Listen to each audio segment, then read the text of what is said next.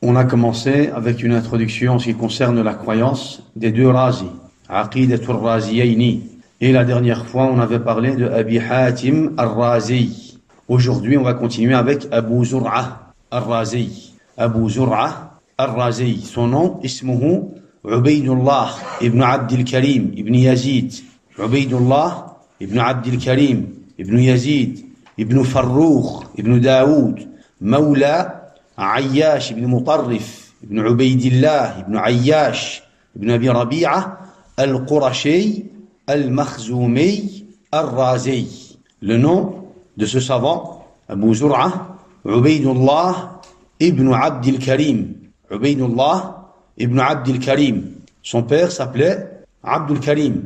Ibn Yazid ibn Farrukh. Son grand-grand-père s'appelait Farrukh. Ibn Daoud مولى عياش بن مطرف ابن عبيد الله بن عياش ابن أبي ربيعة القرشي المخزومي الرازي.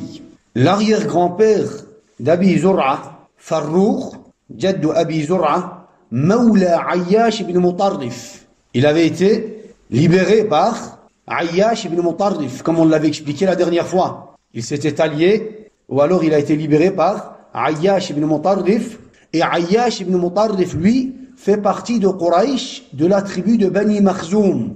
Il fait partie de Quraysh, de la tribu de Bani Makhzoum, et c'est pour cela qu'on dit quoi? Ubaydullah ibn Abdil Karim al-Makhzoumi al-Qurashi. Al-Makhzoumi al-Qurashi. Pourquoi? Parce que celui qui a rendu la liberté à son grand-père faisait partie de la tribu de Bani Makhzoum, c'est-à-dire de la tribu de Quraysh, et c'est pour cela qu'il a été attribué à ces deux noms, Al-Makhzoumi, Al-Qurashi. Al-Razi, pourquoi est-ce qu'on a dit Al-Razi? لأنه ولد في الري, car il est né Al-Ray, il est né à cet endroit, il a grandi à cet endroit, il a appris la science et il l'a transmise à cet endroit, à Al-Ray, et c'est pour cela qu'il a été attribué à Al-Razi. Al-Ray. Kunyatuhu, son surnom, Abu Zur'a. Abu Zur'a. Bidhammi Zay. Abu Zur'a. Avec une dhamma sur Zay. Abu Zur'a. ويشترك فيها معه ما ينيف على 50 علما ممن سبقه أو عاصره أو أتى بعده. Il y a plus ou moins 50 transmetteurs de l'hadith qui portent le même surnom. Il y a plus ou moins 50 transmetteurs des savants qui portent le même surnom, Abu Zur'a. Abu Zur'a. ولكن غلب عليه الإطلاق. ولكن, avec le temps, Abu Zur'a est devenu, la kunya est devenue sa kunya par laquelle il a été connu. Ça veut dire quoi? Ça veut dire que quand on dit Abu Zur'a sans mettre d'attribution, c'est Abu Zur'a al-Razi. Si tu veux parler, par exemple, d'Abu Zur'a al-Dimashqi, tu dois dire Abu Zur'a al-Dimashqi. Tamam? Si tu ne donnes pas d'attribution et que tu dis tout simplement Qala Abu Zur'a, on parle de qui? On parle de Abu Zur'a al-Razi. Il y avait d'autres savants qui portaient le surnom, le même surnom, mais lui a été quoi? Connu par ce surnom. Et donc, ce surnom lui a été attribué mutlaqan. Ça veut dire que quand on parle d'Abi Zur'a sans attribution, on parle d'Abi Zur'a al-Razi, Ubaydullah ibn Abdil Karim. Ubaydullah ibn Abdil Karim. Et à la base, ya ikhwa, أطلق عليه هذه الكنية الرازيون الذين زاروا دمشق. Qui lui a donné ce surnom? Qui lui a donné ce surnom? Les habitants de Ray, donc al-Raziyoun. Les habitants de Ray, on les appelle Al-Raziyoun. Al-Raziyoun, les habitants de Ray, lorsqu'ils sont partis à Dimashq, ils ont rencontré là-bas un savant qui était nommé Abi Zur'a al-Dimashqi. Abi Zur'a al-Dimashqi. Et donc, lorsqu'ils sont revenus à Ray, Abu Zur'a, il est encore jeune, il apprenait la science, il venait à peine de commencer à apprendre la science, alors, quand ils ont vu qu'il était justement en train de percer, d'avancer dans l'apprentissage de la science, ils lui ont donné le surnom d'Abi Zur'a. Ils lui ont donné le surnom, la kunya d'Abi Zur'a. Abu Zur'a al-Dimashqi dit Bikunyati kunniya Abu Zur'a al-Razi. C'est avec mon surnom qu'on lui a donné ce surnom. Abu Zur'a al-Dimashqi, Abu Zur'a, celui qui vivait à Damas, en Syrie, il dit Bikunyati kunniya Abu Zur'a al-Razi. C'est avec ma kunya qu'on lui a donné ce surnom. وذلك أن جماعة من أهل الري قدموا علينا بدمشق. Il dit un groupe des habitants de Rai sont venus à Dimashq. منهم أبو يحيى مزحوي. Parmi eux, il y avait ce transmetteur Abu Yahya Mazhawi. فلما انصرفوا إلى الري, lorsqu'ils sont partis à Rai, lorsqu'ils sont repartis à Rai, رأوا هذا الفتى, ils ont vu Ubaydullah ibn Abd al-Karim al-Razi, ce jeune homme en train d'apprendre la science. Alors, ils lui ont dit Nukannika bikunyati Abi Zur'a al-Dimashqi. On va te donner la kunya d'Abi Zur'a al-Dimashqi. Quand on a été à Damas, on a rencontré un grand savant qui apprend le hadith, qui transmet le hadith. On aimerait bien te donner ce surnom. Nukannika bikunyati Abi Zur'a al-Dimashqi. Alors, de ce jour-là, il a été nommé Abu Zur'a. Abu Zur'a, walakin al-Razi. Alors, il dit Abu Zur'a al-Dimashqi dit ثم لقيني أبو زرعة الرازي بدمشق. Après des années, Abu Zur'a al-Razi est venu me voir. On s'est rencontré, je l'ai rencontré à Damas. فجلسني. Il s'est assis avec moi. On a discuté, on a parlé. وكان يذكر لي هذا الحديث. Alors il me racontait justement comment les gens lui ont donné ce surnom et il disait تكنيت بكنيتك. C'est avec ton surnom qu'on m'a surnommé. C'est avec ton surnom qu'on m'a surnommé, que disait Abu Zur'a al-Razi, à qui a Abi Zur'a al-Dimashqi. Tamam? Une petite parenthèse, Abu Zur'a al-Dimashqi, il était nommé Muhaddith al-Sham. Muhaddith al-Sham, c'était le savant de l'hadith, walakin de Sham. À la base, il s'appelle Abdurrahman ibn Amr, ibn Abdillah, ibn Safwan, ibn Amr, al-Nasri al-Dimashqi. Ibn Abi Hatim, le fils de Abi Hatim dit كان أبو زرعة الدمشقي رفيق أبي. Abi Zur'a al-Dimashqi était l'ami de mon père. En parlant de qui? De Abi Hatim, l'imam Abu Hatim, qu'on a déjà expliqué. Il dit كان أبو زرعة الدمشقي رفيق أبي. Il était l'ami de mon père. وكتبت عنه أنا وأبي. Et j'ai transmis moi, j'ai écrit moi des hadiths de la bouche d'Abi Zur'a al-Dimashqi ainsi que mon père. وكان ثقة صدوق. Il était sûr dans la transmission de al-hadith, il était sûr dans la transmission de l'hadith. Il était nommé Sheikh al-Shabab. Il était nommé Sheikh al-Shabab, le cheikh des jeunes. Pourquoi? Parce que c'était souvent les jeunes qui se rassemblaient autour de lui. C'était souvent les jeunes qui se rassemblaient autour de lui et donc il était nommé Sheikh al-Shabab, Abu Zur'a al-Dimashqi. Al-Muhim, on revient à qui? On revient à Abi Zur'a al-Razi. Wiladatuhu, quand est-ce qu'il est né? On a plusieurs versions. ولكن الصحيح أنه ولد سنة 200 للهجرة. Il est né l'an 200 de l'Hijr. Il est né l'an 200 de l'Hijr, c'est-à-dire 5 ans après Abi Hatim al-Razi. نشأته, Abu Zur'a al-Razi a grandi dans une maison de sciences. Son père à la base faisait partie des muhaddithin. Abouhu, comment est-ce qu'il s'appelle? Abdul Karim. Son père, Abdul Karim, était déjà un savant. Son père et le frère de son père, c'est-à-dire ses oncles paternels, étaient déjà à la base des savants de l'hadith. Ismaïl ibn Yazid, Mohammed ibn Yazid et Abdul Karim ibn Yazid. Ces personnes, le père d'Abi Zur'a et les oncles d'Abi Zur'a étaient déjà des savants de l'hadith. Et il a grandi dans cette maison. Il a grandi dans cette maison et il a commencé à quoi? Il a commencé à prendre la science de son père et de ses oncles tout d'abord. Al-Muhim, Ibn Abi Hatim dit, j'ai demandé à mon père à propos du père d'Abi Zur'a, Abdul Karim. Il dit, j'ai demandé à mon père, Ibn Abi Hatim, il dit, j'ai demandé à mon père, Abi Hatim, à propos du père d'Abi Zur'a, comment est-ce qu'il est? Abdul Karim, comment est-ce qu'il est? Alors, قال Abu Hatim, huwa shaykhun. C'est un cheikh. C'est un cheikh. C'est quelqu'un de science. C'est quelqu'un de science. Le père de Abi Zur'a al-Razi était déjà quelqu'un de science. Al-Muhim, son père est roi. Son père, là où il allait, il prenait son fils Ubaydullah avec lui. il prenait son fils, Ubaydullah, avec lui, Abu Zur'a al-Razi, il était encore petit, quand son père allait dans une assise de science, il prenait son fils avec lui. Il prenait son fils avec lui. Abu Zur'a nous explique une situation. Il dit, ذهب بي أبي إلى عبد الرحمن بن عبد الله بن سعد الدشتكي. Il dit, mon père m'a emmené à l'assise de Abdurrahman ibn Abdillah ibn Sa'd, un transmetteur de l'hadith. Un transmetteur de l'hadith. Il dit, Abu Zur'a al-Razi dit, mon père, lorsqu'il allait aux assises de ce savant, Abdurrahman ibn Abdillah ibn Sa'd al-Dashtaki, il dit, il me prenait avec moi. Une fois, il m'a pris, on a été. Alors, il dit, فَلَمَّا رَأَيْتُهُ نَفَرْتُ مِنْ هَيْبَتِهِ. Il était impressionnant. Abdurrahman ibn Abdillah ibn Sa'd, ce transmetteur de l'hadith, était impressionnant. Alors il dit, quand je suis entré dans l'assise, dans la mosquée, dans la musalla, là où il y a l'assise, j'ai été surpris. J'ai été surpris, car il était impressionnant. فَسَلَّمَ عَلَيْهِ أَبِي وَقَعَدَ بِجَانِبِهِ.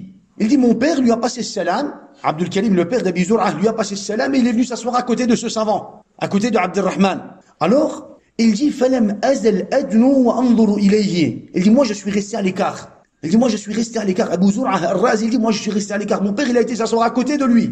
Moi je suis resté à l'écart, et je ne faisais que me rapprocher de mon père, pas par pas. Je me rapprochais de mon père, j'avais peur, car ce savant, ce transmetteur de l'hadith était impressionnant. L'haïba, c'est, il était impressionnant. Alors il dit, je ne faisais que me rapprocher de lui. Alors pendant que j'étais justement en train de me rapprocher de lui, ce transmetteur de l'hadith, ce savant, m'a vu. Et il s'est retourné vers mon père, Abdul Karim, et il lui a dit, Man hadha ya Abdul Karim? Man hadha ya Abdul Karim? Alors, Abdul Karim, le père d'Abi Zur'a, a dit, Hada ibni, Ubaydullah. Alors, ce savant lui a dit, Ud'uhu, appelle-le, Ud'uhu, appelle-le qu'il vienne, qu'il se rapproche. Alors mon père m'a appelé. Il me disait, il me faisait signe de la main, viens, approche-toi. Il dit, je me rapprochais, walakin doucement. Abdurrahman, ce savant, ce transmetteur de l'hadith, lorsqu'il m'a vu, il m'a dit, Udnu minni, rapproche-toi de moi. Rapproche-toi de moi. Alors il dit, wa ana adnu shay'an ba'da shay'in, falam yazal yaqul udnu, udnu, udnu. Il dit, je me rapprochais de lui, et il n'a cessé de me dire, Udnu, rapproche-toi, rapproche-toi, rapproche-toi, jusqu'à ce qu'il m'a pris sur ses genoux. Jusqu'à ce qu'il m'a pris, dans une version, il m'a fait asseoir à côté de lui. Il m'a fait asseoir à côté de lui, et il lui a donné quelques conseils. Il lui a donné quelques conseils. Al-Muhim, on comprend de ce hadith, on comprend de ce récit que Abu Zur'a al-Razi, il participait à halaqat al-ilm, même s'il était petit, il participait à halaqat al-ilm avec son père. Il participe à halaqat al-ilm avec son père, et c'est pour cela qu'on doit habituer nos enfants à halaqat al-ilm. On doit les habituer à halaqat al-ilm, mais on doit leur apprendre adab halaqat al-ilm. On doit leur apprendre que quand on fait dars, ils doivent venir avec un comportement bien précis, ils doivent assister, ils doivent écouter, ils ne doivent pas déranger. On doit leur apprendre cela. On doit les prendre avec nous. On doit les prendre avec nous, comme ça ils en profitent aussi. Ils voient, ils participent, ils assistent. Walakin, en leur apprenant aussi adab halaqat al-ilm. Tamam. Al-Muhim, Abu Zur'a a commencé à apprendre la science avec son père, ses oncles, mais aussi en participant aux halaqat. En participant aux halaqat de science, aux assises de science, Ar-Ray, en commençant par Ar-Ray. Et il a commencé à étudier l'ahadith, lorsqu'il était encore très jeune, lorsqu'il était encore enfant. Il a commencé à étudier les hadiths. Dans un récit, on nous dit que Qutaybah ibn Sa'id, qui est Qutaybah ibn Sa'id? Un des chouyours de l'imam al-Bukhari et l'imam Muslim. Qutaybah ibn Sa'id. Kana thabtan fima rawa. Qutaybah ibn Sa'id, lorsqu'il transmettait un hadith, on l'acceptait. Pourquoi? Parce qu'il est thabt. Il est thabt, ça veut dire qu'il est sûr. Il est mort l'an 240 de l'Hijri. Les savants, lorsqu'ils l'ont décrit, ils ont dit Sahibu sunnah wa jama'a. Sahibu sunnah wa jama'a. Il faisait partie de quoi? Il faisait partie d'Ahl sunnah wal jama'a. Il était attaché à al-kitab wa sunnah wa fahm salaf al-ummah. Alors, dans un récit, on nous dit, lorsque Qutaybah ibn Sa'id est venu à Ray, les gens de Ray lui ont demandé de réciter al-hadith. فقال أحدثكم بعدما حضر مجالسي أحمد بن حنبل ويحيى بن معين وعلي بن المديني وأبو بكر بن أبي شيبة وأبو خيثمة. Voulez-vous que je vous cite des hadiths tout en sachant que ces savants ont déjà participé à mes assises et je leur ai déjà transmis Ahmed ibn Hanbal, Yahya ibn Ma'in, Ali ibn al-Madini, Abu Khaythama, Abu Bakr ibn Abi Shayba. Ces savants-là ont déjà participé à mes assises. Je leur ai déjà transmis. Il n'y a plus besoin. Eux sont en train de transmettre mes hadiths. Ils ont étudié mes hadiths. Ils vont les transmettre à ma place. Alors ils lui ont dit, Ya imam, inna indana ghulaman, yasrudu kulla ma haddathta bihi majlisa. Ya imam, on a ici un enfant qui est capable d'étudier tes hadiths. Tous les hadiths que tu vas citer dans une assise, il est capable de te les réciter, sans erreur, sans faute. Ils ont dit, Qum ya Aba Zur'a. Il était déjà surnommé Aba Zur'a quand il était petit. Ils ont dit, Qum ya Aba Zur'a. Lève-toi et récite les hadiths que tu connais. Alors il s'est levé et il a commencé à réciter les hadiths. Il a commencé à réciter les hadiths qu'il connaissait justement par cœur. Quand Qutaybah ibn Sa'id a entendu Abu Zur'a en train de réciter les hadiths, il leur a dit, Khalas, asseyez-vous, je vais vous réciter le hadith. Il veut dire par là, il y a du potentiel, vous allez pouvoir retenir mes hadiths, je vais vous réciter les hadiths. Et il a commencé à réciter. Et Abu Zur'a, il a commencé à étudier. Il était encore jeune.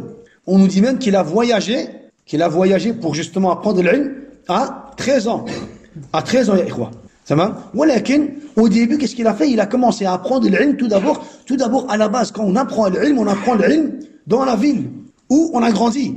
Donc il a commencé à apprendre l'ilm à Rai, dans la ville de Rai, dans sa ville. Et il se déplaçait d'un village vers un autre, d'une halaqa vers une autre halaqa, d'une assise à une autre assise. Et c'est comme ça qu'il a commencé à apprendre la science. Al-Muhim, ce qui nous prouve qu'Abu Zur'a al-Razi a appris la science quand il était encore jeune, ya ikhwa. C'est quoi? Un récit qui nous a été transmis par Abdullah, le fils de l'imam Ahmed ibn Hanbal.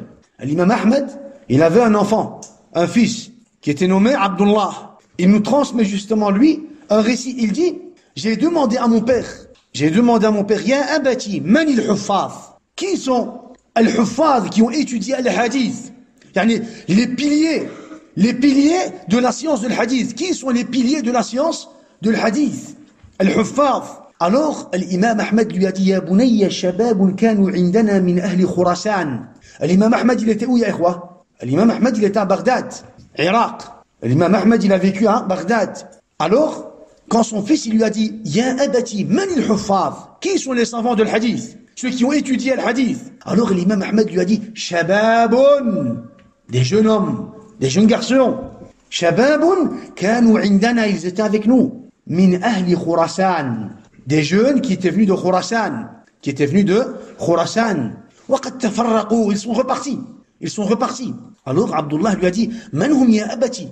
Qui sont ces savants? Qui sont ces jeunes garçons, ces jeunes hommes, ces jeunes tullab al-ilm qui ont étudié al-hadith et qui sont considérés comme huffaz? Alors l'imam Ahmed a dit, Muhammad ibn Ismaïl ذاك البخاري, عبيد الله ibn Abd al-Karim ذاك الرازي, عبد الله ibn Abd al-Rahman ذاك السمرقندي, et Al-Hassan ibn Shuja' ذاك البلخي. 4. Il en a cité 4. L'imam Ahmed en a cité 4. 4 jeunes hommes, jeunes garçons, musulmans, muwahhid, talib ilm, min tullab al-ilm. Qu'est-ce qu'ils ont fait? Ils ont appris la science de l'hadith. Ils sont tous de Khurasan. Ils viennent tous de la région de Khurasan, on l'avait expliqué auparavant. Subhanallah. Muhammad ibn Ismaïl ذاك البخاري, عبيد الله ibn Abd al-Karim ذاك الرازي, عبد الله ibn Abd al-Rahman ذاك السمرقندي, et Al-Hassan ibn Shuja' ذاك البلخي. Ces savants-là, ulama al-hadith, huffaz al-hadith. Alors il dit, j'ai dit à mon père, Ya abati, man ahfazuhum? Lequel d'entre eux est le plus hafiz? Lequel d'entre eux est le plus savant?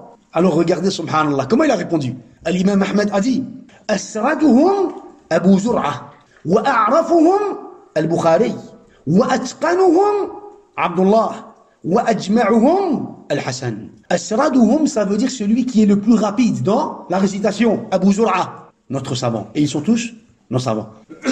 Asraduhum Abu Zur'a al-Razi, wa a'rafuhum, le plus connaisseur, Al-Imam al-Bukhari, وأتقنهم يعني celui qui est minutieux Abdullah al-Samarqandi وأجمعهم et celui qui a rassemblé vraiment toutes les différentes versions Al-Hassan ibn Shuja' al-Balkhi تمام المهم qu'est-ce qu'il a fait il a étudié ilm al-hadith il a étudié ilm al-hadith يا إخوة et il est devenu من الحفاظ المتقنين من الحفاظ المتقنين il dit subhanallah lui-même أحفظ 600,000 حديث صحيح il dit je connais 600,000 أحفظ 600,000 حديث صحيح je connais par cœur il dit l'imam Abu Zur'a 600,000 hadith صحيح طبعا à cette époque-là quand on dit صحيح on parle de quoi on parle de la chaîne de transmission il dit و14,000 إسناد في التفسير والقراءات et je connais 14,000 chaînes de transmission en ce qui concerne quoi le tafsir et al-qira'at les différentes lectures du Coran al-Karim 14,000 chaînes de transmission il dit و10,000 hadith مزور et je connais 10,000 hadith مزور ça veut dire quoi inventé موضوع مكذوب مزور 10,000 alors ils lui ont dit يا إمام ما بال المزور تحفظ يعني on a compris que tu étudies الصحيح tu étudies la science de tafsir القراءات ولكن الأحاديث inventées ما بالك تحفظها pourquoi est-ce que tu étudies les hadiths inventés alors il dit إذا مر بي منها حديث عرفته comme ça le jour où on va me citer un hadith موضوع مزور مكذوب je sais que c'est un hadith موضوع et je les étudie pourquoi je les étudie pour savoir que c'est des hadiths inventés subhanallah il était considéré من الحفاظ يا إخوة من الحفاظ à un tel point où je veux dire il rencontrait et il s'assied avec les plus grands savants de l'hadith de son époque il avait atteint un niveau il a commencé jeune il a atteint un niveau dans la science de l'hadith où il côtoyait, il rencontrait, il s'assied avec les plus grands hadiths, les plus grands savants de l'hadith de son époque. Pour écrire, pour prendre note des hadiths. Il dit كتبت عن رجلين 200,000 hadiths. J'ai écrit de deux hommes 200,000 hadiths. كتبت عن إبراهيم الفراء 100,000 حديث وعن ابن أبي شيبة عبد الله 100,000 حديث. Il dit j'ai écrit 200,000 hadiths de deux hommes, 100,000 hadiths de Ibrahim al-Farra. Et Ibrahim al-Farra est un de ces chouyours desquels il a appris beaucoup de sciences. Il dit 100,000 de Ibrahim al-Farra et 100,000 de qui? De Abdullah ibn Abi Shayba. Abdullah ibn Abi Shayba. Il dit j'ai pris 100,000 hadiths de ce savant et 100,000 de l'autre. Subhanallah. Et c'est de cette façon qu'il a quoi? C'est de cette façon qu'il a appris la science. C'est de cette façon qu'il a appris la science. Walakin, vous saviez, comme on l'a dit, au début, quand il a commencé à apprendre la science, il s'est retrouvé avec qui? Avec l'Ahnaf. Il s'est retrouvé avec l'Ahnaf dans ilm al-kalam. Walakin, par après, les savants, quand il a rencontré des savants de l'hadith, ils lui ont donné des conseils et il a fait quoi? Il est revenu sur la science de l'hadith. Al-Muhim. Bien sûr, pour apprendre la science, il a voyagé, Ikhwa. Premier voyage, on n'a pas de date. Premier voyage, on sait bien qu'il est parti à Al-Koufa. Al-Koufa, où ça y est, Ikhwa? En Irak. Il est parti à Al-Koufa et il est resté là-bas 10 mois. 10 ashhur. Il est resté 10 mois là-bas à Al-Koufa. Premier voyage, il est parti à Al-Koufa et puis il est revenu à Al-Ray. Deuxième voyage, 232. 227 de l'Hégire jusqu'à l'an 232. Donc il avait quel âge quand il est parti? 27 ans. Il avait 27 ans et il est resté combien? Il est resté 5 ans. Le deuxième voyage, son deuxième voyage a duré 5 ans. Tout d'abord, il est sorti de Ray, il est parti à la Mecque pour faire le Hajj. Il est parti à l'Hijaz, Mecca, Medina, il a fait son Hajj. Une fois qu'il a fait son Hajj, il est parti directement en Égypte. Regardez, il est parti en Égypte. Il dit, à la base, quand je suis parti en Égypte, je voulais pas quoi? Quand je suis parti en Égypte, je voulais pas rester là-bas longtemps. Je voulais rester quelques mois et puis continuer mon chemin. Walakin, quand je suis arrivé en Égypte, j'ai rencontré J'ai rencontré des savants qui ont la science de l'imam Shafi'i. J'ai rencontré là-bas des savants qui ont la science de l'imam Shafi'i. Alors, j'ai voulu rester là-bas pour rassembler la science de l'imam Shafi'i. Tamam? Il dit, لكن لما رأيت كثرة العلم بها عزمت على المقام. Quand j'ai vu qu'il y avait beaucoup de science en Égypte, j'ai décidé de rester là-bas. ووجهت إلى أعرف رجل بعلم الشافعي وكتبه. Et d'une façon ou d'une autre, j'ai fait connaissance avec des personnes, des savants, des transmetteurs qui ont quoi? Qui ont la science de l'imam Shafi'i. Et il dit, regardez, واشتريت الورقة. ولكن طبعا dans la version, il ne dit pas الورقة, il dit quoi? واشتريت الكغاد. واشتريت الكغاد. Ça veut dire quoi le karad? الورقة. تمام? En turc, on dit kağıt. À la base, vous le dites aussi? Comment vous dites? On dit karad aussi. Karad aussi. Non, donc c'est un mot, à la base. Donc c'est un mot, on va dire, international. Al-Karad. Il dit, fashtaraytu al-Karad. À la base, c'est un mot farisi. Ils disent que c'est un mot farisi. Al-Karad, ça veut dire quoi? Al-Waraqa. L'awraq. Il dit, j'ai acheté l'awraq.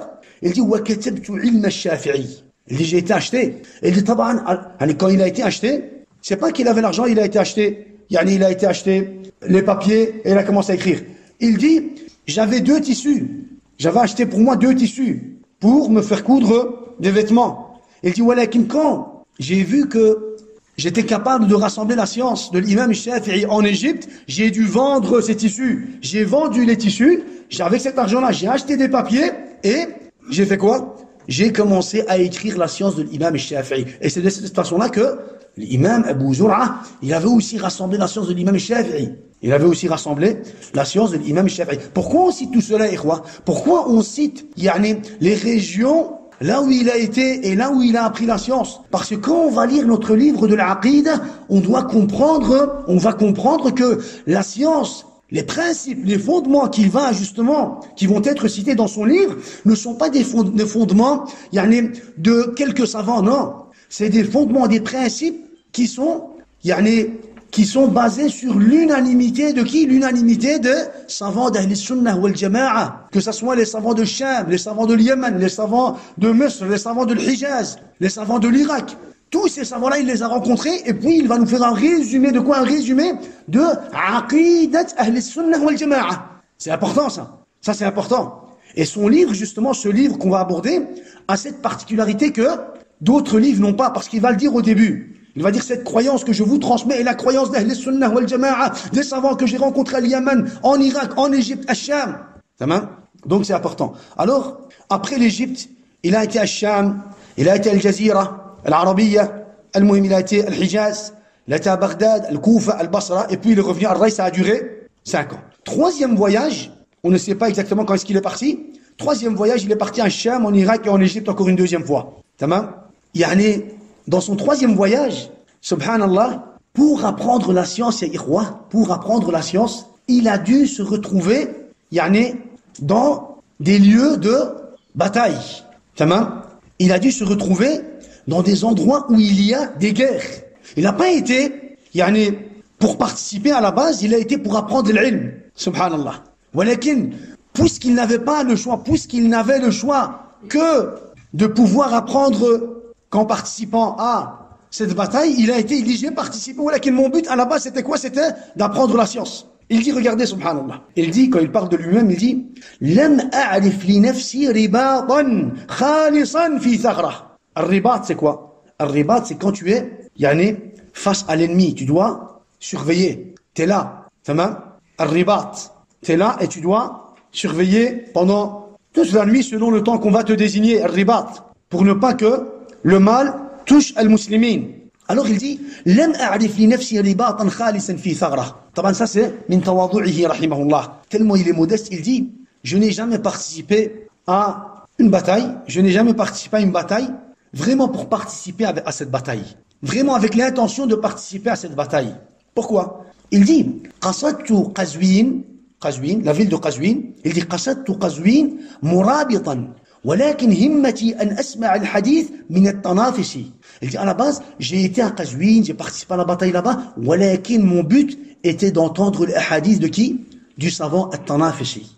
Après, il dit, وَدَخَلْتُ بَيْرُوتَ مُرَابِطًا. Je suis rentré à Beyrouth, encore une fois, j'ai participé à la bataille. وَلَكِنْ هِمَّتِي أَنْ أَسْمَعَ الْحَدِيثَ عَنِ الْعَبَّاسِ بْنِ الْوَلِيدِ. J'ai participé, ولكن moi j'ai été à la base pour entendre les hadiths de qui? De l'Abbas ibn al-Walid. Il va rassembler les hadiths, il va apprendre l'ilm. Après, il dit, وَدَخَلْتُ Raha. Raha. Où se trouve Raha? Qui c'est? Raha. C'est l'ancien nom d'une ville qui se trouve en Turquie. Raha. Raha, dans les livres de Tarajum al-Buldan, ils disent que Raha, c'était le premier nom de Urfa. En turc, on dit Urfa. En turc, on dit Urfa. Et dans l'arabe, ils l'écrivent Urfa. Et à la base, le premier nom de cette ville était Raha. Il dit, Dakhaltu Raha murabitan. J'ai été là-bas et j'ai participé. Wa min niyyati an asma'a an Abi Farwa al-Rahawi.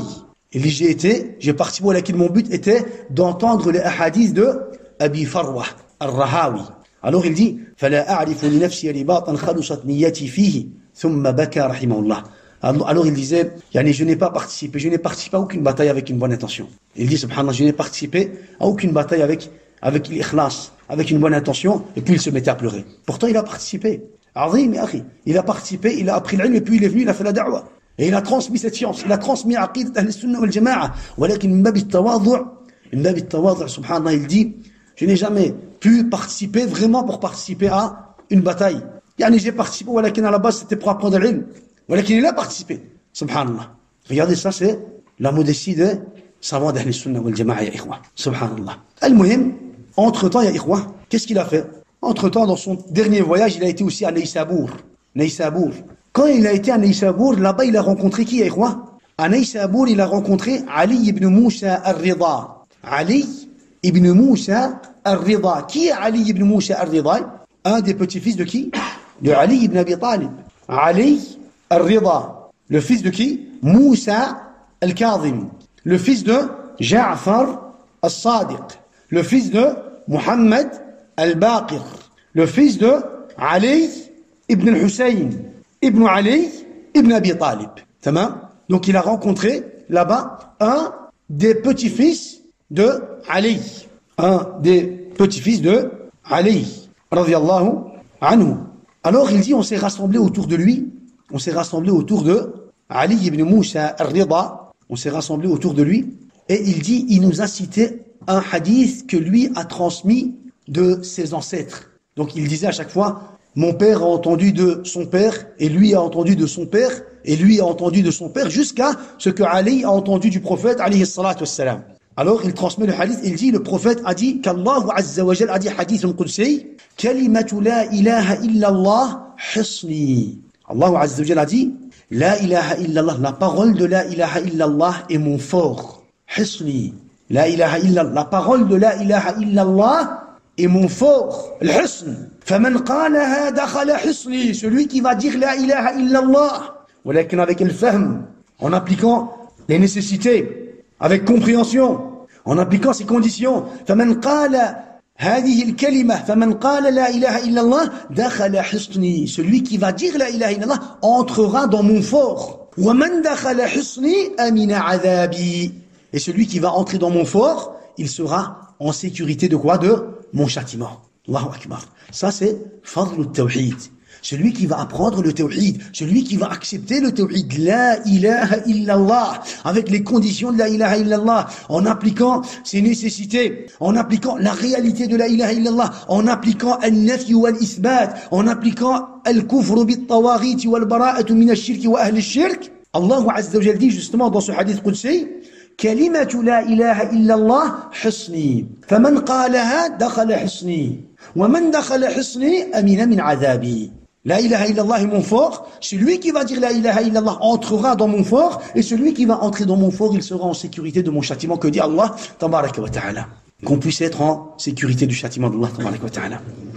طبعا يا إخوة يعني علي ibn Musa al-Rida, Ali ibn Musa al-Rida, il a vécu la période يا إخوة, la période de Khalq al-Qur'an, Mihnat Khalq al-Qur'an, Fitnat Khalq al-Qur'an.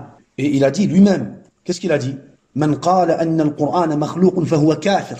Celui qui va dire que le Qur'an est makhlouq, il est kafir. Il a fait le takfir de celui qui allait dire ou prétendre que le Qur'an est makhlouq. Il a vécu, pourquoi? Parce que c'était la période de Al-Ma'moun, Al-Mu'tasim ou Al-Wathiq. Ces trois périodes, le Khulafa, la période de fitnat khalq al-Qur'an a commencé avec quel khalifa? Avec Al-Ma'moun, alayhi la'natullah. C'est lui qui a allumé la fitnah de khalq al-Qur'an avec Ahlul I'tizal ou Ahlul Zandaqa, Al-Ma'moun. Ensuite, c'est passé à Al-Mu'tasim et puis Al-Wathiq. Et lui, il a vécu pendant cette période. Et les savants d'Ahl Sunnah wal Jama'a, comme l'imam Ahmed ibn Hanbal et les autres savants, ont vécu pendant cette période. Après Al-Wathiq, quand il est mort, et que c'est passé à Al-Mutawakkilu ala Allah, à ce moment-là, khalas, la fitnah de Khalq al-Qur'an a pris un peu, de recul. Tamam? Et une fois, on nous dit que Al-Ma'moun, khalifa de cette époque, il a appelé justement qui? Ali ibn Moussa al-Rida. Il lui a dit, Ma yaqulu banu abika fi jaddina al-Abbas. Vous savez qu'à la base, les Abbasiyoun, quand ils ont pris le pouvoir, après les Amawiyoun, à la base, ils ont d'une façon ou d'une autre fait du tort, à la famille de Al-Hassan et Al-Hussein. Walakin quand les Abbasiyoun, ils ont pris aussi le pouvoir, ils se sont aussi attaqués à la famille de Ali, radiyallahu anhu, à sa descendance. Alors, Al-Ma'moun a dit à Ali al-Rida, il lui a dit, Ma yaqulu banu abika fi jaddina al-Abbas. Qu'est-ce que vos hommes disent à propos de notre oncle Al-Abbas? Banu abika, les enfants de ton père, tes ancêtres, tes parents, tes cousins, vous, qu'est-ce que vous dites à propos de notre grand-père Al-Abbas? Al-Abbas, c'est des cousins. Alors, Ali al-Rida a dit, ما يقولون في رجل فرض الله طاعة نبيه وفرض طاعته على نبيه. Ils disent de votre oncle Al-Abbas ce qu'ils peuvent dire ما يقولون في رجل فرض الله طاعة نبيه. Ils disent de lui ce qu'ils peuvent dire à propos d'un homme à qui Allah Azza wa Jal lui a ordonné l'obéissance du prophète. وفرض طاعته على نبيه. Et il a ordonné au prophète son obéissance. En fait, qu'est-ce qu'il a fait? Il a fait, comme un jeu de mots. Quand il a dit farada ta'atahu ala nabiyhi, Al-Ma'moun, il a cru que le damir, son obéissance, il a cru qu'il parlait de qui? De son oncle Al-Abbas. Mais en réalité, Ali al-Rida parlait de qui? D'Allah tabaraka wa ta'ala. Qu'est-ce qu'on peut dire de l'Abbas? On dit de lui ce qu'on peut dire d'un homme à qui Allah lui a ordonné l'obéissance du prophète, et il a ordonné au prophète son obéissance. Son obéissance, pour nous, son obéissance, Allah tabaraka wa ta'ala, mais pour lui, qu'est-ce qu'il a cru? Il a cru qu'il disait son obéissance par rapport à qui? Par rapport à Al-Abbas. Alors Al-Ma'moun lui a dit, A'touhu alf dirham. Donnez-lui 1 million de dirhams. Pourquoi? Parce que c'était une période de fitna, et à cette époque-là, il y avait, les savants devaient un peu ruser pour pouvoir s'écarter de tout ce qui est fitna et de tout ce qui est confrontation avec Al-Khalifa et ses hommes. Al-Muhim. On revient à notre savant Abu Zur'a al-Razi. Abu Zur'a al-Razi, il a été aussi à Bagdad, comme on l'a dit. Là-bas, il a rencontré qui? Là-bas, il a rencontré l'imam Ahmed et son fils Abdullah. Il a rencontré l'imam Ahmed et son fils Abdullah. Pourquoi là-bas, quand on a parlé d'Abu Hatim al-Razi, on a dit qu'il était parti aussi à Bagdad. Et on a dit que beaucoup de transmetteurs de hadith partaient à Bagdad. Pourquoi? Parce qu'à cette époque-là, Bagdad, kanat dar al-khilafa. Bagdad, c'était, la ville de al-khilafa. Il était là, le khalifa. في الدولة الأموية, il était à Sham, à Dimashq. ولكن في الدولة العباسية, dar al-khilafa était Bagdad. Et donc, automatiquement, il y avait plus de marakis, plus de centres de quoi? De transmetteurs de hadith. Il y avait beaucoup de savants, beaucoup de sciences, al-muhim, beaucoup de bibliothèques, beaucoup d'ouvrages, beaucoup de livres, donc les savants se retrouvaient obligés d'aller à Bagdad pour apprendre l'ilm. Al-muhim, regardez, subhanallah, ce qui nous montre la place de ce savant, ce qui nous montre la place de ce savant, Abdullah, le fils de l'imam Ahmed ibn Hanbal dit, لما ورد علينا أبو زرعة نزل عندنا. Abu Zur'a, quand il est venu à Bagdad, il est venu chez nous, comme invité. Il a passé son séjour chez nous à Bagdad. فقال لي أبي يا بني قد اعتضدت بنوافل مذاكرة هذا الشيخ. قد اعتضدت بنوافل مذاكرة هذا الشيخ. Ça veut dire quoi? L'imam Ahmed ibn Hanbal a dit au fils, je me suis passé des prières surérogatoires pour pouvoir réviser la science avec ce cheikh, l'imam Ahmed. L'imam Ahmed ibn Hanbal, on sait bien que ces savants-là, qu'est-ce qu'ils faisaient? Ils priaient al-nawafil, que ce soit pendant la nuit ou alors pendant la journée. Al-nawafil, al-rawatib. Alors, subhanallah, l'imam Ahmed, pour pouvoir avoir plus de temps avec l'imam Abi Zur'a, qu'est-ce qu'il dit? Il dit, je me suis passé de mes prières surérogatoires juste pour pouvoir passer du temps avec Abi Zur'a. Parce qu'Abdullah, il le voyait, il dit, Abi, tu pries plus le nawafil. Il dit, Na'am. Là, en ce moment-ci, je prie plus le nawafil. Pourquoi? Parce que je veux apprendre, je veux réviser l'ilm avec Abi Zur'a. C'est pour cela que les ulama, quand ils font la comparaison entre l'ilm et l'ibada, l'ilm a plus de mérite que quoi?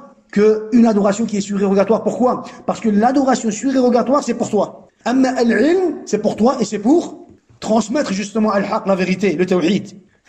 Alors, subhanallah, l'imam Ahmed, subhanallah, il a beaucoup appris de ce savant, de Abi Zur'a al-Razi. Même quand il ne savait pas juger sur un hadith, subhanallah, il a pris l'aide et le conseil de qui? De Abi Zur'a al-Razi.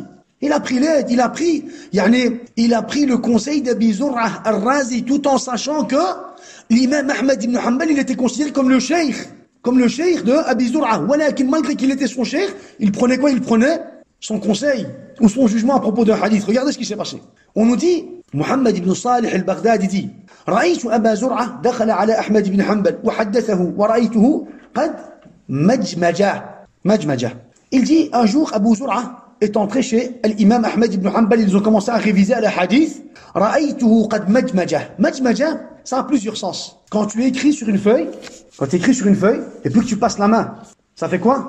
L'encre s'étale sur la feuille. On appelle ça majmaja. Ça veut dire que l'encre s'est étalée et donc le mot n'est plus visible. On n'arrive plus très bien à reconnaître les lettres. Ou alors, majmaja, ça veut dire quoi? تغير من حال إلى حال. Il a lu le hadith et d'un coup il a changé. Ça a deux sens. Al-Muhim, il a changé peut-être parce qu'il a vu que l'écriture avait changé ou alors que l'écriture n'était plus assez lisible. Alors, quand il a fait cela, l'imam Abu Zur'a, il lui a dit, quel est le hadith que tu es en train de lire? Alors, il a récité le hadith. حدثني عبد الرزاق. الإمام أحمد dit, حدثني عبد الرزاق عن معمر عن منصور عن جابر أن رسول الله صلى الله عليه وسلم كان إذا سجد جاف بين جنبيه. Il dit وقد مجمج عليه أحمد. Quand il a récité, il a refait ce geste un peu étrange. Il s'est fait un peu la réflexion, il s'est arrêté, il a commencé à réfléchir sur le hadith. Alors, l'imam Abu Zur'a, il lui a dit, mais qu'est-ce qui te dérange dans ce hadith? Le hadith, إذا سجد النبي جاف بين جنبيه. Quand le prophète, il se prosternait, qu'est-ce qu'il faisait? Il écartait ses bras. Il écartait ses bras de son corps. Quand on se prosterne dans la sunna, on ne colle pas le ventre aux cuisses. Et on ne colle pas les bras au corps. On les écarte dans la prière. Bien sûr, quand tu pries seul, ou alors quand tu es imam. Quand tu pries en jama'a, tu n'écartes pas tes bras de façon à ce que tu vas déranger celui qui est à côté de toi. Parce que tu peux pas. Quand tu pries en jama'a, tu fais selon la place que tu as. Si tu n'as pas de place et que tu dois coller, quand tu es en jama'a, ça c'est pas grave. Voilà, quand tu pries seul, tu dois normalement un peu écarter. Tu dois écarter tes bras comme tu dois écarter ton ventre de tes cuisses. Valable pour la femme que pour l'homme. Alors Abu Zur'a lui a dit, Imam, qu'est-ce qui te dérange dans ce hadith? Alors il a dit, j'ai peur que ça soit une erreur sur le prophète alayhi salatu wassalam. Alors il dit, mais pourquoi? Alors il lui a dit, وذلك أن سفيان قد حدثني عن منصور أن إبراهيم كان إذا سجد جاف بين جنبيه.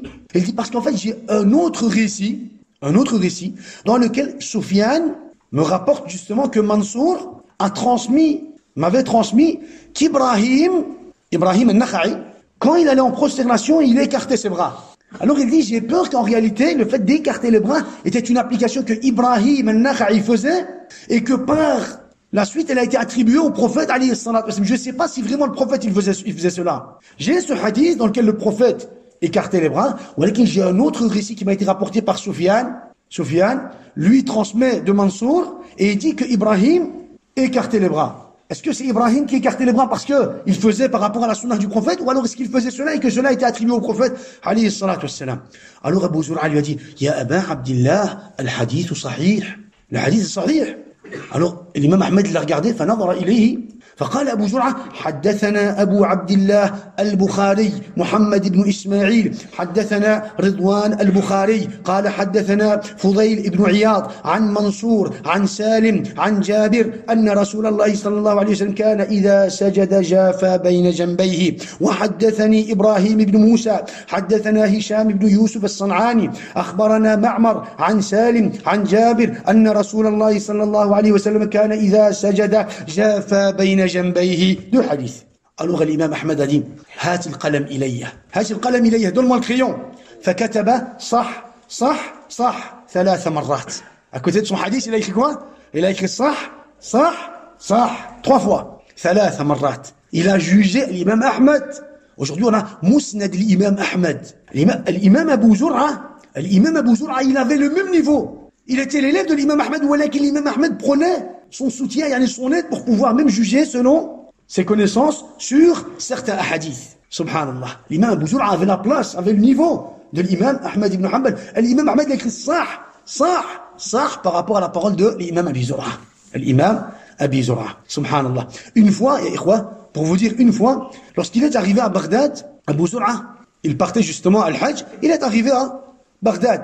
Quand il est arrivé à Bagdad, directement les Huffaz de Bagdad ont entendu que Abu Zur'a al-Razi est arrivé à Bagdad. Alors ils se sont rassemblés autour de lui, ils ont fait une assise. Une assise de quoi? D'imtihan. Ils veulent l'éprouver. Ils vont lui réciter des hadiths pour voir si vraiment il maîtrise. Alors ils vont mélanger quoi? Ils vont mélanger les chaînes de transmission avec les textes, avec les paroles du prophète pour voir s'il maîtrise. Alors, à chaque fois qu'il y en a un qui a récité un hadith, il va dire là, c'est faux.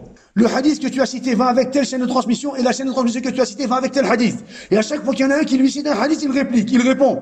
Jusqu'à ce qu'il y en a eu un, subhanallah. Les zanadiqa, ils ont toujours cette habitude. Il s'est levé, il s'est rapproché de lui et il l'a insulté. Il s'est rapproché de lui. On nous dit que il s'est rapproché et allé jusqu'à son oreille. L'imam Abu Zur'a, il ne sait pas. Il ne sait pas ce qu'il va lui dire. Il pense que il va lui dire quelques paroles. Allahu a'lam, ou qu'il s'est rapproché de près de son oreille et il lui a dit, on nous dit que shatamahu bi aqbahi shatimatin. Il lui a dit vraiment, subhanallah, il y a des vulgarités, subhanallah. Il lui a dit, il y a des vulgarités al-muhim. Alors, tabassama Abu Zur'a. Abu Zur'a, il l'a regardé en souriant et il lui a dit, ya hada, ishtaghil bil ilm, fa inna hada ba'idun mimma nahnu fihi. Va apprendre la science. Ya hada, va apprendre la science parce que ce que tu es en train de faire là, ce domaine-là, c'est un domaine qui est loin de nous. On maîtrise pas, nous, ce domaine. Ce domaine des grossièretés, des insultes et tout ce qui suit, on ne maîtrise pas cela. C'est un domaine qui est loin de chez nous. Va apprendre toi la science, si tu veux parler.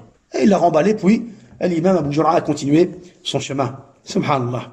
L'imam Abu Zur'a aussi, pendant tout son voyage, regardez, pendant tout son voyage, quand il voulait participer à une assise, il voulait être sûr que le transmetteur ou le cheikh de cette assise est quelqu'un de quoi? D'Ahl Sunnah wal Jama'a, quelqu'un qui a l'aqida as-sahiha. Quelqu'un qui a l'aqida as-sahiha. Quelqu'un qui n'est pas tombé dans l'irja. Quelqu'un qui n'est pas tombé dans quoi? Dans bid'at al-jahmiyya, ou alors bid'at al-mu'tazila, ou alors dans fitnat khalq al-Qur'an. Il voulait savoir cela. Et c'était par rapport à cela qu'il faisait quoi? C'était par rapport à cela qu'il partait et qu'il se présentait à ses assises. Regardez, subhanallah. Il dit, Abu Zur'a dit, كان بالبصرة رجل وأنا مقيم في سنة 30 و200. Il dit, al-Basra, il y avait un homme. Il dit, quand j'étais là-bas, l'an 230, il y avait un homme qui vivait là-bas. حدثني عثمان بن عمرو بن الضحاك. عثمان ibn Amr ibn al-Dhahhak m'a dit, qu'il a dit, que cet homme a dit, إن لم يكن القرآن مخلوقا محى الله ما في صدري من القرآن. Cet homme-là était un jahmi, un kafir. Et il disait le Coran makhlouq. Et alors une fois pour jurer, parce qu'il est sûr que le Coran est makhlouq, alors pour jurer, qu'est-ce qu'il a dit? Il a dit, si le Coran n'est pas makhlouq, qu'Allah efface, qu'Allah enlève le Coran que j'ai en moi. Qu'Allah efface le Coran que j'ai en moi. Il dit, وَكَانَ مِنْ قُرَّاءِ الْقُرْآنِ. C'était quelqu'un qui récitait le Coran عن ظهر قلب. Il connaissait le Coran par cœur et il récitait le Coran par cœur. Une fois, il a dit cette parole, si le Coran n'est pas makhlouq, qu'Allah l'efface de mon cœur. Qu'Allah l'enlève de moi. Alors, l'imam Abu Zur'a a dit, فَنَسِيَ الْقُرْآنِ. Il a oublié le Coran.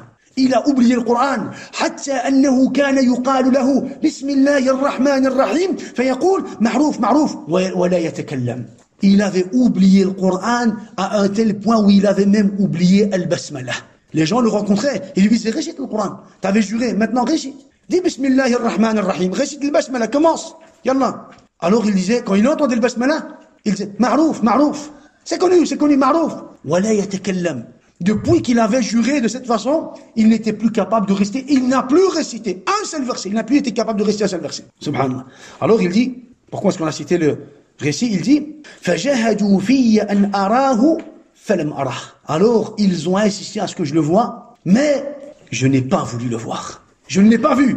من أهل البدع, من الجهمية, الكفرة. Ils ont insisté que je puisse le rencontrer, le voir et m'asseoir avec lui et tout ce qui suit. ولكن je n'ai pas voulu le voir. C'est comme aujourd'hui, viens, on va le voir Foulan et on va débattre avec lui. Ah, Moubtadi', viens, on va le rencontrer, on va débattre avec lui, on va s'asseoir et on va commencer à débattre sur les sujets de la religion. Non, ça n'existe pas. Ça n'existe pas. À la base, Ahl al-Bida', tu t'en écartes. À la base, Ahl al-Bida', tu t'en écartes.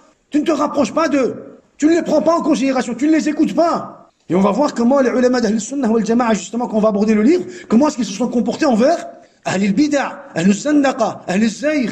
C'est pour cela que vous, en tant que talib al-ilm, vous, c'est à vous que je m'adresse, vous, en tant que talib al-ilm, quand vous partagez, que ça soit une parole, ou alors une vidéo, que ça soit sur WhatsApp, ou alors dans les réseaux, quand vous partagez quelque chose, vous ne devez pas partager une vidéo de quelqu'un qui est mubtadi', qui est dal, qui est égaré, qui n'est pas musulman, qui n'est pas muwahid, qui a des égarements, qui est ash'ari, qui est jahmi, qui est zindir, murji. Même si en partie il a des vérités, vous devez vous en écarter. Pourquoi? Parce que c'était un des principes de quoi? Un des principes d'Ahl Sunnah wal Jama'a. Regardez, subhanallah, il a dit, j'ai pas voulu aller le voir. J'ai pas voulu aller le rencontrer, ou alors aller débattre. Aujourd'hui, le fait d'aller débattre est comme un signe de quoi? De supériorité. Genre, je vais aller débattre, c'est parce que quoi? C'est parce que je suis capable. J'ai peur de rien. Je n'ai pas peur de débattre avec toi. Viens, on va s'asseoir et on va débattre. Non. Ahl Sunnah wal Jama'a, ils ont dit non.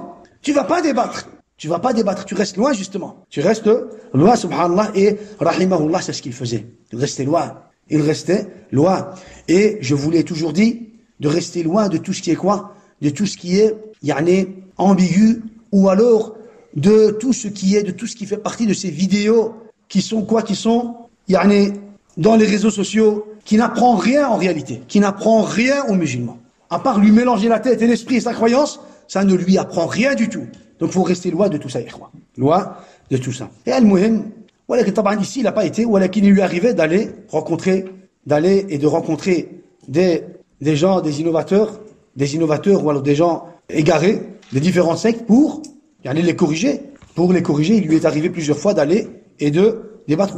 Ici, c'était justement pour ne pas le voir. Pourquoi? Parce que c'était quelqu'un qui était déjà ancré dans une secte. Et à la base, quand il y a un débat, c'est pour une maslaha. La maslaha, on va dire de quoi? De maslaha am. C'est pas une maslaha khassa. Al-muhim, c'est un autre sujet. Et les savants, les savants d'Ahl Sunnah, ils aimaient beaucoup, les savants de l'hadith et les savants de cette époque-là, ils aimaient beaucoup, l'imam Abu Zur'a. L'imam Abi Zur'a. Quand il est parti de l'Égypte, son cheikh le plus connu en Égypte, était Yahya ibn Abdillah ibn Bukayr. Yahya ibn Abdillah ibn Bukayr était le cheikh le plus connu de l'imam Abu Zur'a en Égypte. Alors quand il est parti, Abu Zur'a, il est venu, il lui a dit, je pars de l'Égypte. Alors il lui a dit, l'imam, Abu Zur'a, il lui a dit, ta'muru bi shay'in, est-ce que tu voudrais que je fasse quelque chose? Est-ce que je dois te rendre service avant de partir ou quoi? Alors il lui a dit, akhlafallahu alayna bi khayr. Pars, et qu'on puisse, akhlafallahu alayna bi khayr. Ça veut dire qu'on puisse rencontrer quelqu'un, comme toi, ou alors quelqu'un de meilleur que toi, ou quelqu'un, qui va être sur cette croyance, et sur cette science. Akhlafallahu alayna bi khayr. Il était triste de quoi? Il était triste du fait que, Abu Zur'a allait quitter l'Égypte. Al-Rabi' ibn Sulayman, Al-Rabi' ibn Sulayman, sahib l'imam Shafi'i, il dit, lam nalqa mithla Abi Zur'a wa Abi Hatim mimman warada alayna min al-ulama. Il était en Égypte, il dit, on n'a pas vu de tous les savants qui sont venus en Égypte comme Abi Hatim al-Razi et Abi Zur'a al-Razi. On n'a pas vu deux savants comme eux. Et le hafiz de l'Égypte, Yunus ibn Abd al-A'la, 264, il dit Abu Zur'a ashharu fi dunya min ad-dunya. Abu Zur'a ashharu fi dunya min ad-dunya. Abu Zur'a, il est plus connu sur terre que la terre. Il y a la terre, tout le monde, c'est la terre. Abu Zur'a, il avait une place, il veut dire par là qu'il avait une place, il était plus connu dans la terre d'Allah, sur la terre d'Allah, que la terre. Personne ne pouvait ignorer à présent Abu Zur'a, l'imam Abu Zur'a al-Razi. Subhanallah. Al-Muhim, les shuyukh, les savants de l'imam Abu Zur'a, on nous dit, les savants ont cité plus de 580 savants pour l'imam Abu Zur'a al-Razi. Les plus connus, l'imam Ahmed ibn Hanbal, l'imam Ahmed 241, Al-Fudayl ibn Dukayn 218, Yahya ibn Abdillah ibn Bukayr, le savant qui était en Égypte, Yahya ibn Abdillah ibn Bukayr 231, Abu Ali al-Munsili 307, Ibrahim ibn Ya'qub al-Sa'di 259. Moi, on en a cité combien? 1, 2, 3, 4, 5. 5. Ahmed ibn Hanbal 241, Al-Fudayl ibn Dukayn 218, 219, selon la divergence. Yahya ibn Abdillah ibn Bukayr 231, Abu Ali al-Munsili 307, Ibrahim ibn Ya'qub al-Sa'di 259. Et parmi ces élèves, les élèves de l'imam Abu Zur'a, Muslim ibn al-Hajjaj, Sahib Muslim ibn al-Hajjaj, Ibn Majah, Abu Abdillah ibn Majah, Abu Isa al-Tirmidhi, Abdullah ibn l'imam Ahmed ibn Hanbal, le fils de l'imam Ahmed ibn Hanbal était l'élève de Abu Zur'a al-Razi, Abu Abdurrahman al-Nasha'i, Abu Ja'far al-Tabari, et Ibn Abi Hatim, le fils de Abi Hatim. On va clôturer avec quelques paroles de savants pour montrer un peu la place qu'il avait auprès des savants, et même si on l'a compris. Ishaq ibn Rahawayh dit, regardez, subhanallah, kullu hadithin la ya'rifuhu Abu Zur'a falaysa lahu asl. Tous les hadiths, ou chaque hadith qui n'est pas connu par Abu Zur'a est un hadith qui n'a pas de quoi, qui n'a pas d'origine, sahih, authentique. Pour savoir si le hadith est authentique, il dit, subhanallah, demande le hadith à Abu Zur'a. Quand tu vas demander le hadith à Abu Zur'a, si Abu Zur'a ne sait pas le hadith, ça veut dire que le hadith, laysa lahu asl. Subhanallah. Laysa lahu asl. Ça, c'est la parole de Ishaq ibn Rahawayh. L'imam Ahmad dit, ma jawaz al-jisra afqah min Ishaq ibn Rahawayh, wala ahfaz min Abu Zur'a. Al-jisr, le pont. Al-jisr, c'est le pont. Il dit, il n'y a personne qui a traversé le pont et qui est plus savant que Ishaq ibn Rahawayh et plus hafiz que Abu Zur'a. De quel pont il parle? Entre Bagdad, parce que l'imam Ahmed est à Bagdad, entre Bagdad et l'Asie, il y a quoi? Il y a deux fleuves. L'Euphrate et le Tigre. L'Euphrate et le Tigre. Deux grands fleuves. Qui séparent quoi? Qui séparent Bagdad de quoi? De l'Asie. Alors, les savants, tous ceux qui venaient de l'Asie, ils les appelaient Mawara al-Jisr. Ceux qui sont de l'autre côté du pont. Nous aussi, on dit ceux qui sont de l'autre côté du pont, c'est pour les mouchriquins. Mais à leur époque, c'était de l'autre côté du pont, c'était les savants qui venaient de Bilad Khurasan. Alors il dit, personne n'est venu de ce côté-là et qui a traversé, personne n'a traversé le pont de ces deux fleuves, le Tigre et l'Euphrate, plus avant que Ishaq ibn Rahawayh et plus hafiz que Abu Zur'a al-Razi. Subhanallah. Regardez avec moi. Cela va vous étonner. Yahya ibn Mandah, il dit, ahfaz al-ummah Abu Hurayra, thumma Abu Zur'a al-Razi. Ahfaz al-ummah. Celui qui a été le plus hafiz dans cette communauté, dans cette ummah, c'est d'abord l'imam, al-sahabi al-jalil, Abu Hurayra, radiyallahu anhu, après lui, Abu Zur'a al-Razi. Tellement il était hafiz. Subhanallah, il a été placé directement après qui? Après al-sahabi al-jalil, Abu Hurayra, radiyallahu anhu. Subhanallah. Regardez, tellement il était hafiz, un jour, pendant qu'il était dans une assise, سئل أبو زرعة عن رجل حلف بالطلاق إن أبا زرعة يحفظ 200,000 حديث هل يحنث بذلك؟ قال لا. Il dit, si un homme, regardez la question qu'ils ont posée, il y a imam, si un homme devait jurer à sa femme, ou sur sa femme, il jure sur Allah Azza wa Jalla, en parlant à sa femme, il lui dit, si l'imam Abu Zur'a al-Razi ne connaît pas 200 000 hadiths, tu es taliq, tu rentres chez toi. Alors, il lui pose la question, est-ce qu'elle doit rentrer chez elle? Il dit, bien sûr que non, je les connais. Il dit, non, je les connais, les 200 000 hadiths. Les 200 000 hadiths, 200 000 hadiths. Il dit, si un homme doit jurer en disant à sa femme, si l'imam Abu Zur'a ne connaît pas 200 000 hadiths, tu es taliq, tu rentres chez toi, je te divorce. Est-ce qu'elle est divorcée? Est-ce qu'il doit absolument la divorcer? Est-ce qu'elle peut rentrer chez elle? Il dit, bien sûr que non. Il dit, non. Ahfadhu 200,000 كما يحفظ الإنسان قل هو الله أحد. Il dit cela. Je connais 200 000 hadiths comme l'un d'entre vous connaît قل هو الله أحد. Zama, un d'entre nous, ici on peut réciter قل هو الله أحد sans erreur, tous, du plus grand au plus petit. Il dit moi, je connais comme ça, comme قل هو الله أحد, comme قل هو الله أحد 200 000 hadiths. ولكن il dit في المذاكرة 300,000 hadiths. ولكن quand tu révises un peu, par exemple, quand c'est une sourate que tu dois un peu réviser, tu révises 1 heure, voilà. Tu arrives à la réciter. Lui, il dit, quand je révise un peu, 300 000 hadiths. Subhanallah. Tamam. Regardez Abu Zur'a, il dit, Ma sami'at udhunayya. Ça, c'est important, cette parole. Il dit, Ma sami'at udhunayya shay'an min al-ilmi illa wa'ahu qalbi. Mes oreilles n'ont pas entendu une science que mon cœur n'a pas assimilée. Quand tu entends une science, tu ne dois pas l'entendre avec ton oreille, mais avec ton cœur. Tu l'entends, tu l'enregistres. Dans ton cœur.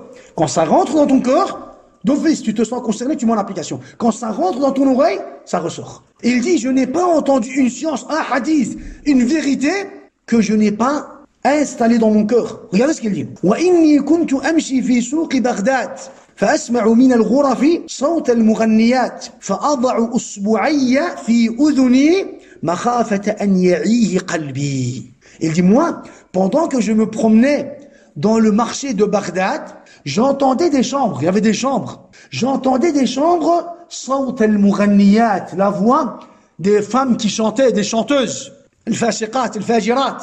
J'entendais leur voix. Alors il dit, pour ne pas que mon cœur soit atteint, soit touché par leur voix, je mettais mes doigts dans mes oreilles. Je mettais mes doigts dans mes oreilles. Pourquoi? Il dit, pour ne pas que ce fisc et ce foujour entre dans mon cœur. C'est important, ça y est quoi? C'est important. C'est pour cela que, yani, tu ne dois pas te dire, il n'y a pas de mal que l'enfant écoute, par exemple, telle chose. Il n'y a pas de mal de regarder, par exemple, à ce dessin animé ou alors à cette vidéo. Tu ne dois pas dire cela, et pourquoi? Parce que toi, tu ne sais pas si l'enfant regarde avec ses yeux ou alors avec son cœur. Tu ne peux pas savoir si l'enfant, lorsqu'il va entendre une parole de la musique, ou alors une parole de couvre, ou alors, on va dire, une parole qui est considérée comme mutashab, tu ne peux pas savoir si l'enfant va installer cela dans son cœur, si cette parole va avoir de l'influence dans le cœur de ce jeune homme. Tu peux pas savoir cela. L'imam Abu Zur'a, il dit, j'entends, al-mughanniyat, je bouchais, de peur que leur voix touche mon cœur, entre dans mon cœur, s'installe dans mon cœur, subhanallah. C'est pour cela que c'est important. C'est important. Et ça, c'est pour les jeunes aussi. Pour les jeunes. Et on est tous jeunes. Walakin, ils doivent faire un peu plus d'attention aussi.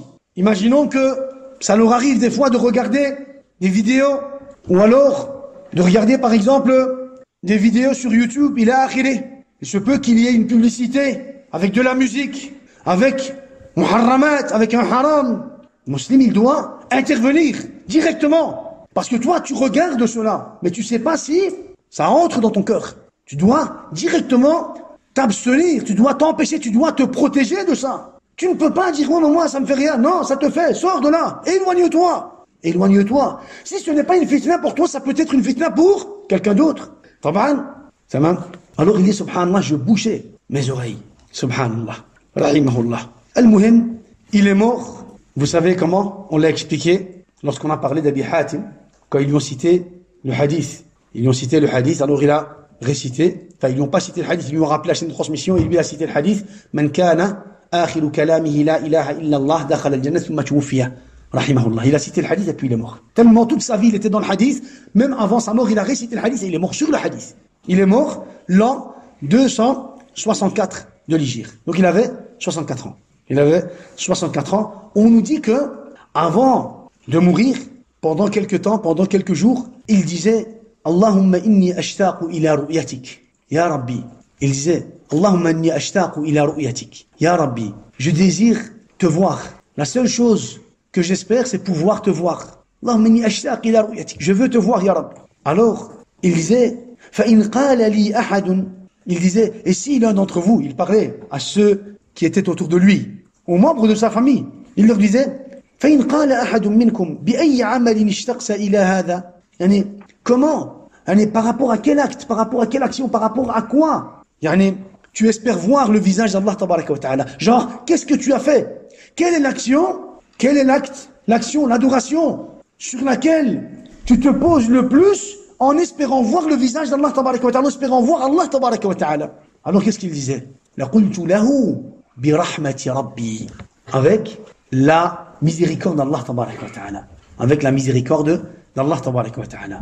Et il disait aussi, dans une autre version, Ya Allah, la seule chose que j'espère, c'est te voir, pouvoir te voir. Et puis il disait, et si tu me dis Ya Rabbi, et si toi tu me dis Ya Rabbi, qu'est-ce que tu as fait pour me voir, pour mériter de me voir? Avec quoi est-ce que tu vas pouvoir me voir? Je te dirai, avec ta miséricorde. C'est avec ta miséricorde que je pourrai atteindre ce niveau. Bi rahmatika ya Rabbi. Bi rahmatika ya Rabbi. Qu'il disait Al-Imam Abu Zur'a, rahimahullah.